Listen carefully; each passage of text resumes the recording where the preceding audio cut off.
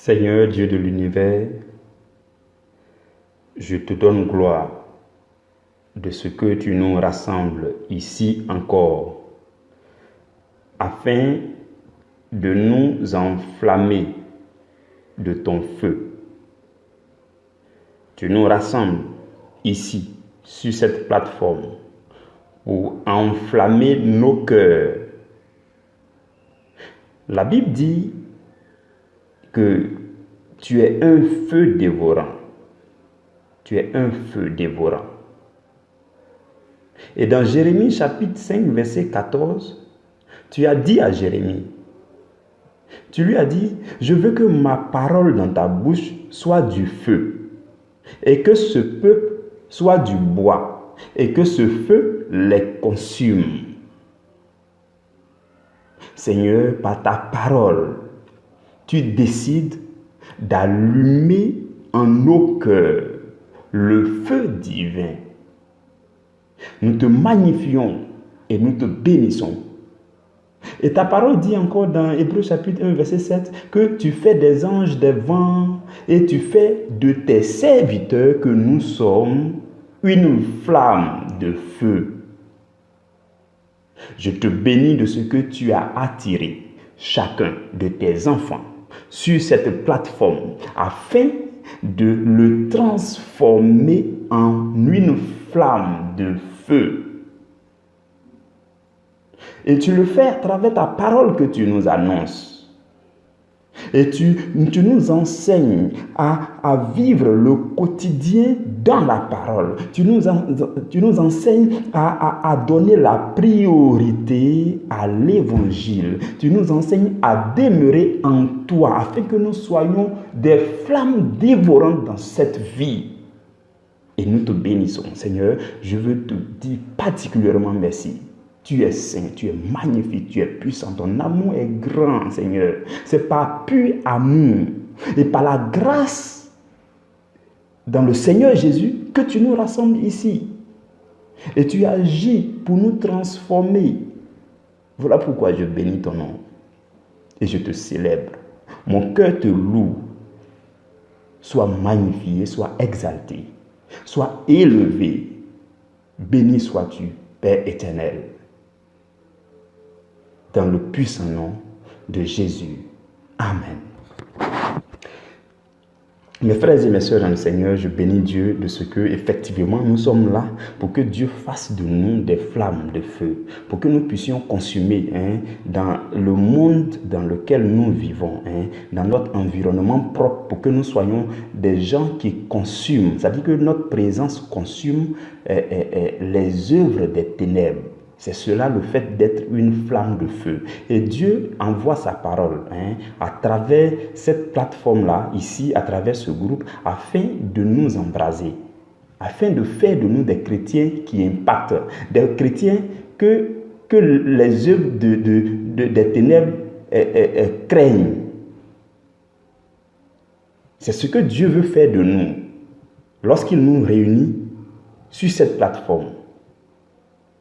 Par exemple, mes frères et mes sœurs, regardez quelque chose. Je vais vous partager une petite révélation rapide avant de continuer. Regardez quelque chose. Il y a deux extrémités de folie. Il y a deux extrémités de folie. La dernière fois, je demandais à mes frères, je leur demandais, je disais, aujourd'hui, on parle de coronavirus à gauche, à droite, tout ça. Un peu partout, on parle de coronavirus à travers le monde entier. Je leur ai dit, mais est-ce que vous avez... Si vous fouillez dans les statistiques, vous partez voir, demandez-leur si parmi les contaminés, s'il y a un fou dedans, c'est-à-dire les malades mentaux qui se promènent dans la rue là, essayez de vous renseigner pour voir s'il y en a. Vous n'en trouverez pas. Vous n'en trouverez pas. Parce que ceux qui sont contaminés sont tout simplement trop intelligents.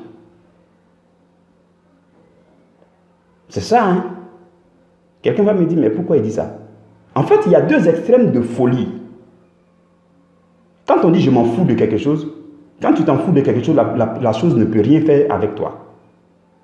Les fous ne sont pas conscients. Nous, on est trop conscients des noms des maladies, tout ça, les beaux noms des maladies. On est trop conscients de ça. On les admire, on les appelle, on prononce ça chaque jour, vous voyez. Donc, quand vous faites ça, hein, l'esprit qui est derrière le corona dit, bon, comme on m'appelle là-bas, je vais m'approcher là-bas. Vous voyez. Sinon, le fou qui est dans la rue, le malade mental qui est dans la rue, il s'en fout de ça. Et ça ne peut pas s'approcher de lui. Ça, c'est l'autre extrême de la folie. Mais il y a une autre extrémité de la folie qu'on appelle la folie des chrétiens. Regardez ce que dit la Bible dans 1 Corinthiens chapitre 1. Ce chapitre-là me plaît vraiment. Vous pouvez le lire entièrement. Au verset 18, Paul dit que la prédication de la croix est une folie pour ceux qui périssent. Mais pour nous qui sommes sauvés, elle est une puissance de Dieu. Il y a une extrémité de la folie qui se manifeste en Jésus, où on prend toutes les paroles de la Bible, on les proclame aveuglement et avec toutes nos forces, et on proclame que ça s'applique à nous. C'est ça l'autre extrémité de la folie. Hein? Il y a la première extrémité qui est folie de malade mental, il s'en fout. Lui aussi malade, il ne peut pas le toucher. Et de cette même façon, le fou en Christ ne peut pas être touché par quoi que ce soit dans ce monde.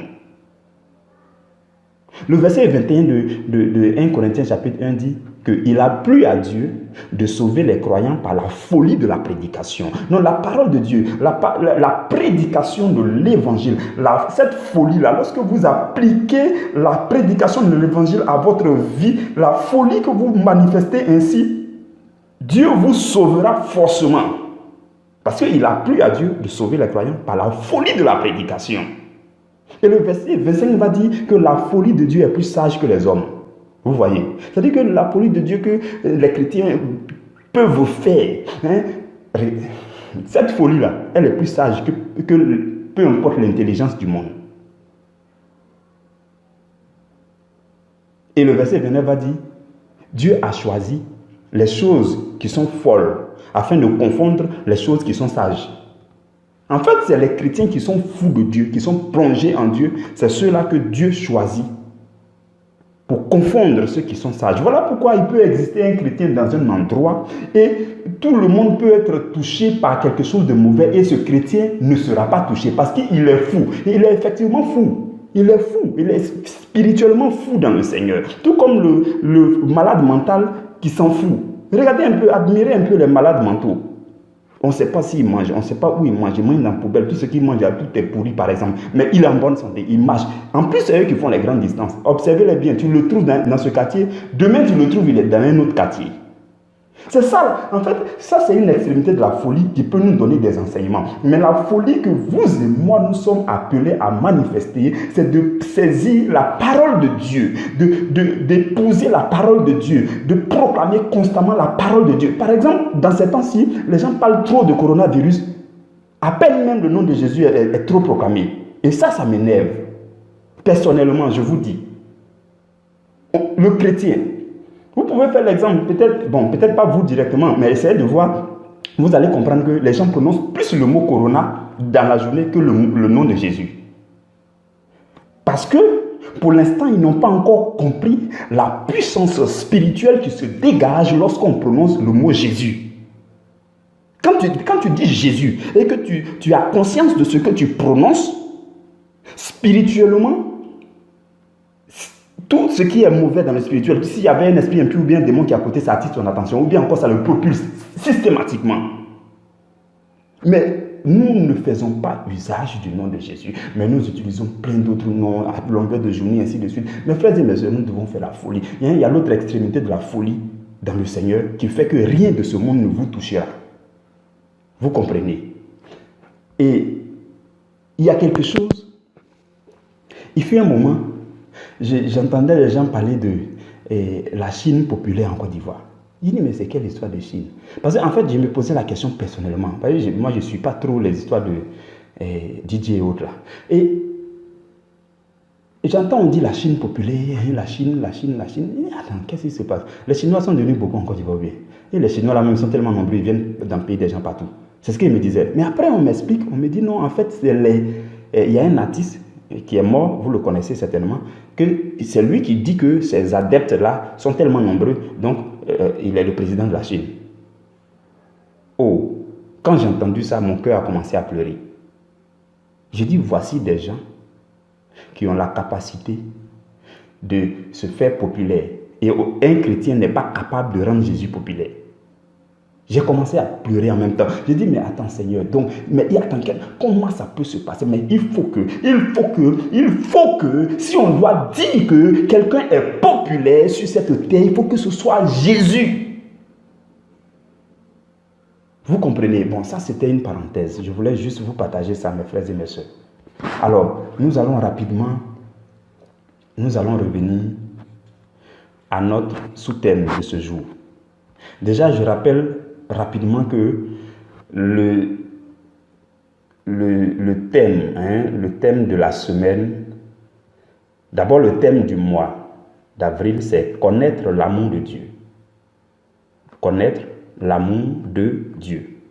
Et le sujet de la semaine, le sujet que nous avons étudié toute la semaine, c'est l'amour de Dieu pour la création. Nous avons pris les 3 premiers jours de la semaine pour introduire la saison toute entière, la saison d'enseignement de 7 mois.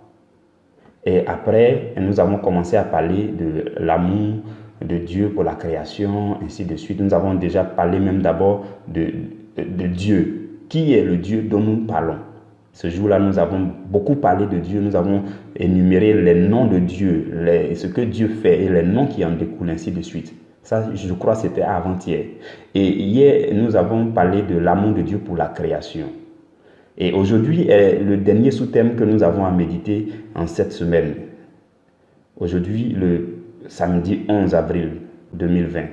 Ça sera notre dernier sous-thème de la semaine parce que, par habitude, nous ne faisons pas de méditation les dimanches. Chacun va recevoir les messages dans son église. Voilà, les messages qui nous sont donnés à la messe, dans les cultes et autres. Voilà, c'est pourquoi on fait la pause de dimanche et on se retrouvera le lundi dès la première heure, c'est-à-dire dimanche nuit. Voilà. Donc aujourd'hui, notre sous-thème, c'est l'amour particulier de Dieu pour les humains. L'amour particulier de Dieu pour les humains. Je vais nous lire un passage biblique. Nous allons, pour ceux qui le souhaitent, nous allons prendre nos Bibles. Dans Genèse chapitre 1, nous allons lire du verset 25 au verset 31. Je lis la parole du Seigneur.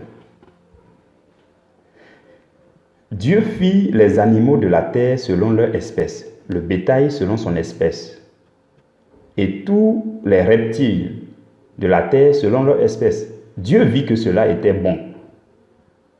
Puis Dieu dit, faisons l'homme à notre image selon notre ressemblance, et qu'il domine sur les poissons de la mer, sur les oiseaux du ciel, sur le bétail, sur toute la terre et sur tous les reptiles qui rampent sur la terre. Dieu créa l'homme à son image, il le créa à l'image de Dieu. Il créa l'homme et la femme. Dieu les bénit et Dieu leur dit, soyez féconds, multipliez, remplissez la terre et assujettissez-la. Et dominez sur les poissons de la mer, sur les oiseaux du ciel et sur tout animal qui se meut sur la terre. Et Dieu dit, voici, je vous donne toute herbe portant de la semence et qui est à la surface de la terre, et tout arbre ayant en lui du fruit d'arbre portant de la semence. Ce sera votre nourriture. Et à tout animal de la terre, à tout oiseau du ciel et à tout ce qui se met sur la terre, ayant en soi un souffle de vie, je donne toute herbe verte pour nourriture. Et cela fut ainsi.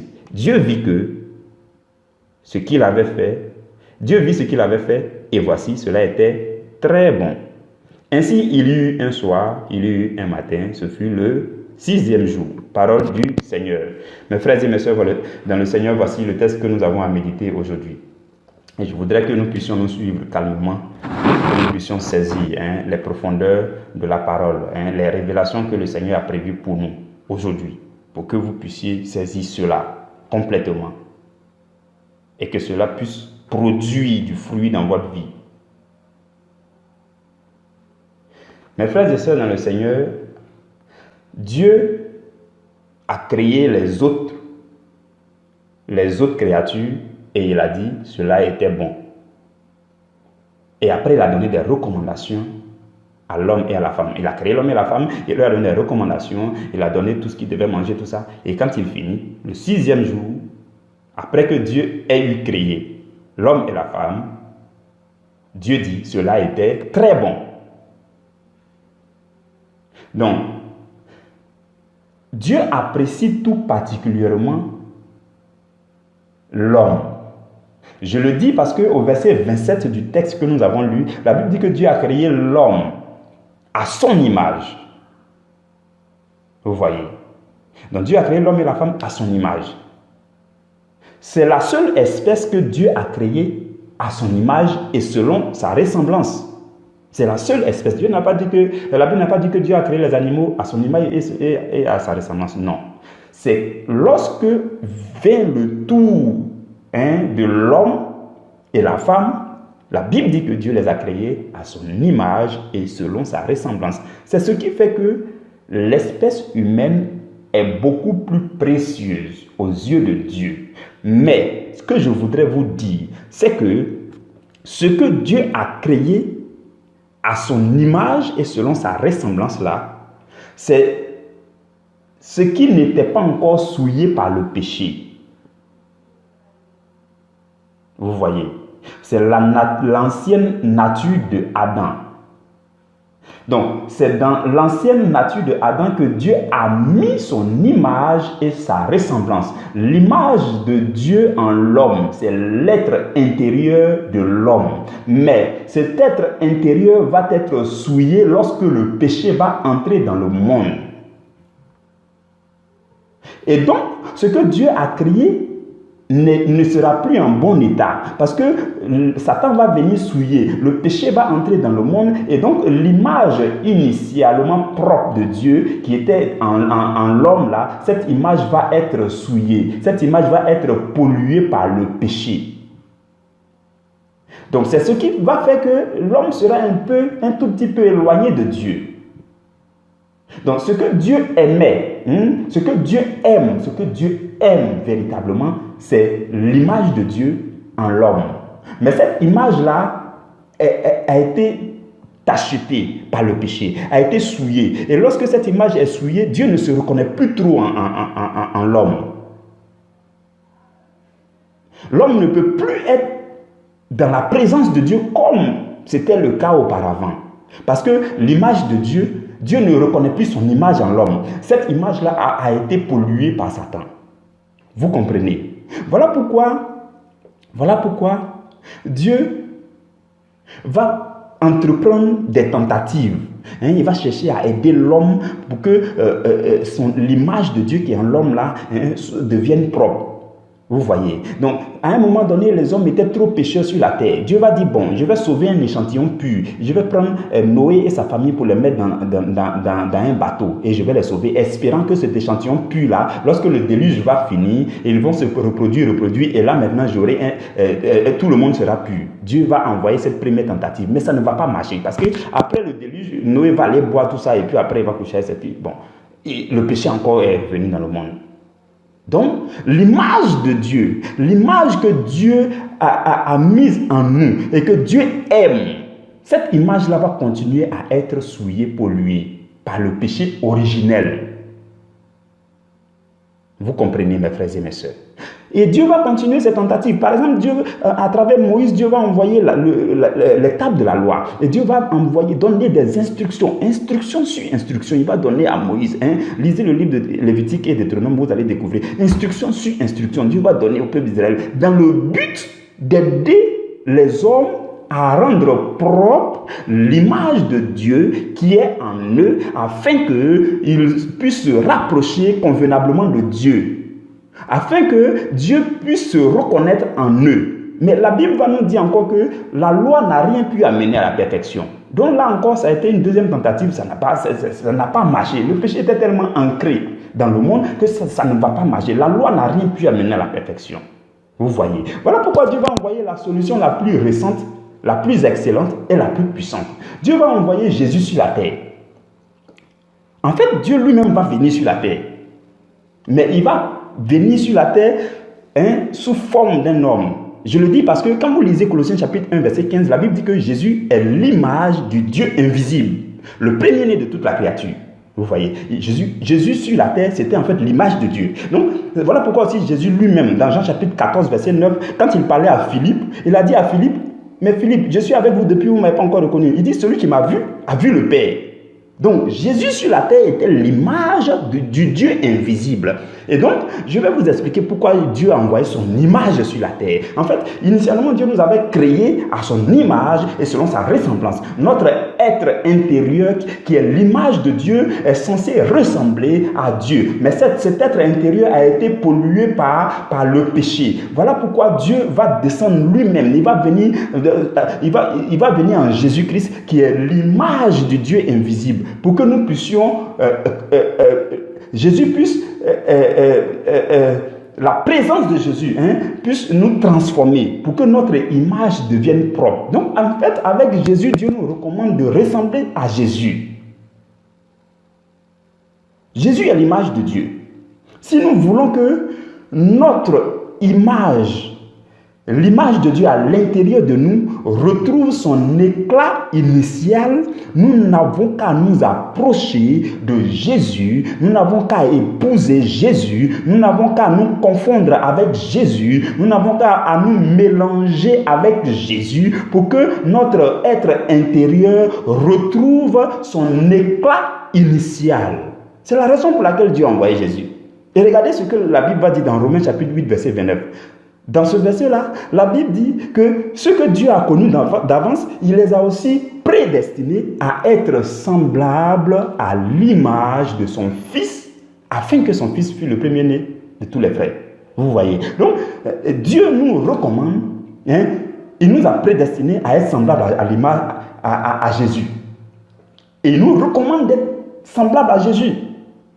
Vous comprenez, mes frères et mes sœurs. Donc, c'est lorsque vous avez Jésus que Jésus fait ressortir votre éclat, l'éclat de votre homme intérieur. Et alors, lorsque Dieu vous voit, Dieu dit, mais tiens, voilà celui que j'avais créé à mon image et selon ma ressemblance. Et alors, vous pouvez vous approcher aisément de Dieu. Dieu peut prendre plaisir à vous utiliser, à vivre, vous voyez, avec vous. C'est cela, mes frères et mes sœurs. Je ne sais pas si vous comprenez ce que nous cherchons à démontrer. J'espère que vous me suivez très bien. Et dans le livre de Éphésiens, au chapitre 4, vous voyez, voilà, regardez quelque chose. Jésus va venir, Jésus va partir. Et après, il sera établi dans l'Église les fonctions, dans le corps du Christ. Dans Éphésiens chapitre 4, à partir du verset 11, la Bible parle des fonctions dans le corps du Christ. La Bible dit, et il a donné les uns comme apôtres, les autres comme prophètes, les autres comme évangélistes, les autres comme pasteurs, les autres comme docteurs. Vous voyez, les 5 fonctions principales dans le corps du Christ là, ont été établies. Et regardez ce que dit le verset 12, les versets 12 et 13. Pourquoi, les versets 12 et 13 nous disent pourquoi dans le corps du Christ il y a des fonctions. Pourquoi est-ce que des gens doivent exercer des fonctions dans le corps du Christ? Christ est venu comme l'image de Dieu. Et nous devons de ressembler à Christ. Et Christ, le corps de Christ, c'est-à-dire l'église avec grand E sur la terre, là, dans cette église-là, il y a des fonctions qui ont été établies. Il y a des gens qui doivent travailler. Il y a des gens qui doivent exercer des fonctions. Et le verset 12 dit, c'est pour le perfectionnement des saints en vue de l'œuvre du ministère et de l'édification du corps de Christ. Jusqu'à ce que nous soyons tous parvenus à l'unité de la foi et à la connaissance du Fils de Dieu. C'est la suite qui m'intéresse. Et à l'état d'homme fait, à la mesure de la stature parfaite de Christ. À la mesure de la stature parfaite de Christ. Les hommes de Dieu qui sont établis dans les fonctions du corps de Christ sont là pour nous aider, pour que nous puissions épouser Jésus, ressembler à Jésus, pour que nous parvenions à la mesure de la stature parfaite de Christ. C'est alors que l'éclat de votre homme intérieur ressort. Et Dieu, quand il vous voit, il dit, voici mon image et ma ressemblance que j'avais créée au début. Parce que la personne que Dieu est censé aimer, d'un amour particulier, c'est la personne que Dieu a créée. Et écoutez-moi bien dans ce que je viens de dire là. La personne que Dieu est censé aimer d'un amour particulier et profond et excellent, c'est la personne que Dieu lui-même a créée. C'est la personne qui est l'image et la ressemblance de Dieu. Ce n'est pas la personne souillée, polluée, gâtée par Satan. Vous comprenez? Vous comprenez que ce n'est pas les mêmes dimensions d'amour pour le chrétien que pour le non-chrétien. Le non-chrétien, Satan l'a pollué, l'a souillé. Donc, la Bible dit que ce sont nos péchés qui nous éloignent de Dieu, qui créent une séparation entre nous et Dieu. Donc, quand Satan a fait tout ça, Satan l'a jeté loin de Dieu. Satan a créé une séparation entre lui et Dieu. Donc, Dieu ne le voit plus trop. Dieu ne le sent pas dans sa présence. Donc, Dieu n'éprouve pas le même degré d'amour pour le chrétien que pour celui qui ne connaît pas Dieu. Parce que le chrétien, quand Dieu le regarde, Dieu voit que son image et sa ressemblance sont ressorties. Le chrétien, il a Christ. Christ est l'image de Dieu, du Dieu invisible. Christ est venu sur la terre. Et le chrétien avec Christ là, il est mélangé avec Christ. Alors, lorsque Dieu voit ce chrétien, Dieu dit, mais tiens, c'est celui-là que j'ai créé et c'est celui-là que j'aime davantage. Vous comprenez, mes frères et mes sœurs? Donc, l'amour particulier que Dieu éprouve pour les êtres humains là, il y a un amour un peu plus particulier encore pour les êtres humains qui ont épousé Jésus-Christ, l'image de Dieu. Parce que après avoir épousé l'image de Dieu, Dieu se reconnaît en vous. Parce que quand Dieu a créé l'homme, au début, Dieu a mis en cet homme son image et sa ressemblance. Et c'est cette image et cette ressemblance qui sont en train de briller dorénavant avec Jésus. Et c'est là que Dieu se sent à l'aise. Et c'est cet être humain-là que Dieu aime de façon toute particulière. Donc, si vous voulez comprendre notre raisonnement depuis hier, nous avons parlé de l'amour de Dieu pour toute la création, vous voyez. Et puis, nous avons fini par dire que l'amour de Dieu pour les autres créatures, là, on ne peut pas trop appeler ça amour, mais c'est une affection, vous voyez.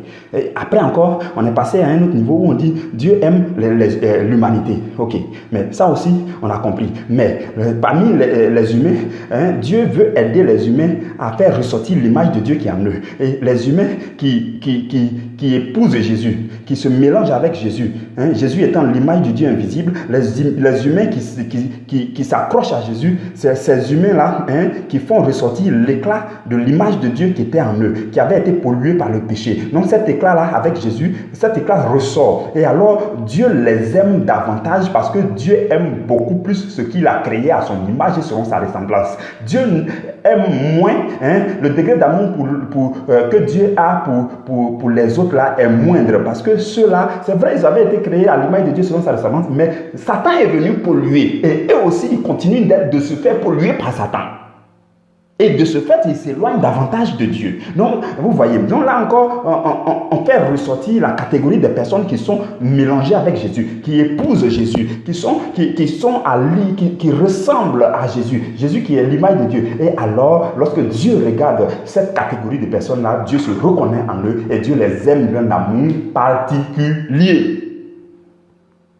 Vous comprenez, mes frères et mes sœurs? C'est cela. Donc Dieu a un amour particulier pour tous les hommes.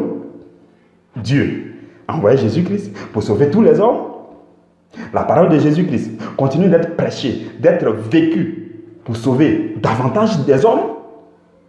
Mais ceux pour qui Dieu a un amour beaucoup plus particulier, c'est ceux-là que Dieu regarde et puis dit, voilà, je me reconnais en lui parce qu'il a Jésus. Voilà, son éclat est ressorti parce que j'ai envoyé Jésus qui est mon image. Et il a tout fait pour ressembler à mon image. Et alors je me reconnais en lui. Vous comprenez, mes frères et mes sœurs? C'est cela, notre méditation de ce jour. Et ça clôture aussi notre méditation de toute la semaine. Donc tout ce que nous avons vu cette semaine, C'est l'amour de Dieu pour la création.